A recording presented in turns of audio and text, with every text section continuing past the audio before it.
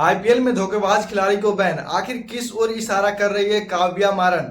बता दें कि इंडियन प्रीमियर लीग 2025 के लिए हुए बैठक में सनराइजर्स हैदराबाद के मालकिन काव्या मारन ने कई महत्वपूर्ण सुझाव प्रस्तुत किए हैं।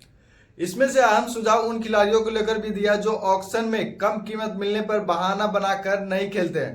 काव्या ने इस खिलाड़ियों को बैन करने की भी मांग की है। इंडियन प्रीमियर लीग 2025 के लिए बैठक में कई अहम मुद्दे पर बात हुई।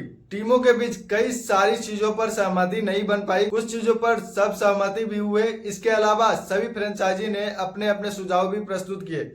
उन्हीं में से एक सुझाव काव्या मारन का भी था, जो काव्या मारन विदेशी खिलाड़ियों की संख्या पर लगी पाबंदी हटाने की मांग की। सनराइजर्स हैदराबाद के सीईओ ने मेगा ऑक्शन से पहले किसी भी आईपीएल टीम के लिए कम से कम 7 खिलाड़ियों को रिटेन करने या राइट टू मैच का विकल्प देने की मांग की है।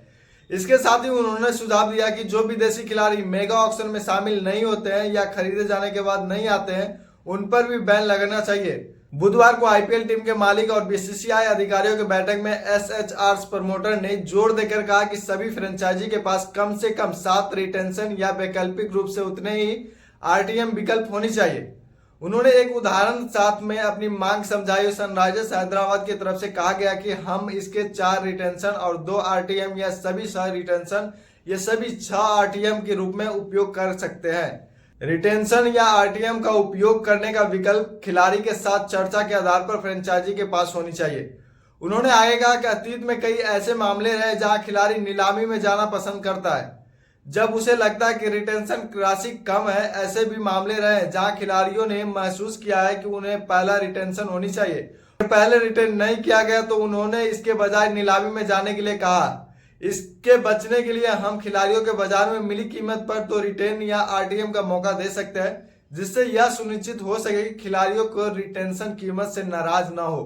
काव्या मारन ने कहा कि अगर केवल रिटेंशन की अनुमति दी जाती है तो इस बात की अच्छी संभावना है कि फ्रेंचाइजी अपने रिटेन किए गए खिलाड़ियों को रिटेंशन वैल्यू से अधिक पैसे साइड कॉन्ट्रैक्ट के माध्यम से देगी।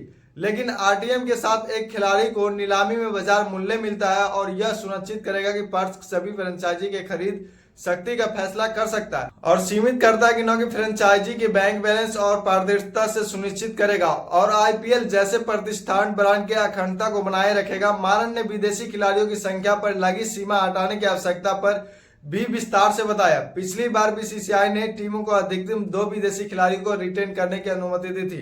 आईपीएल की बैठक में काव्या मारन ने कहा कि हर टीम अलग तरह से बनती है और विभिन्न टीमों की मुख्य ताकत अलग अलग होती है। कुछ के पास मजबूत विदेश खिलाड़ी है तो कुछ के पास मजबूत भारतीय खिलाड़ी है और कुछ के पास अनकैप्टेड खिलाड़ी है। हमारे मामले में हमारे विदेशी खिलाड़ी एक मजबूत कोर रिटेन किए कैप्ट अनकैप्टेड विदेशी खिलाड़ियों की संख्या की फ्रेंचाइजी पर विवेक पर होनी चाहिए, ना कि प्रतिबंध।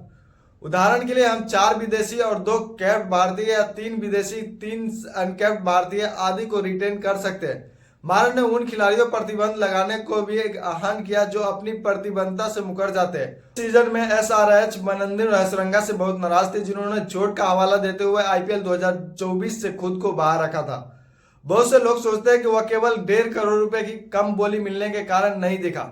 उससे पहले आरसीबी के साथ उनका वेतन 10 करोड़ रुपए से अधिक था। काव्या ने इस बात पर भी जोर दिया कि जो खिलाड़ी अंतिम समय में अपना वापस लेते हैं उन पर बैन लगना चाहिए, क्योंकि इससे टीम का संयोजन बिगड़ता है। उन्होंने कहा कि नीलामी में चुने जाने के बाद अगर कोई खिलाड़ी चोट के अलावा किसी अन्य कारण के सीजन खेलने नहीं आता है तो उस पर प्रतिबंध लगा देना चाहिए।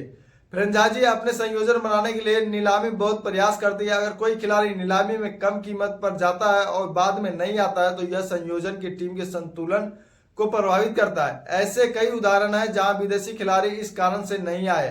खैर, इस सब के बीच आपका क्या राय है कमेंट्स बॉक्स में कमेंट्स करके जरूर बताइएगा और चैनल पर नए फिर तो चैनल को सब्सक्राइब करके बेल आइकन प्रेस करके ऑल नोटिफिकेशन ऑन करके जरूर रख लीजिएगा। धन्यवाद।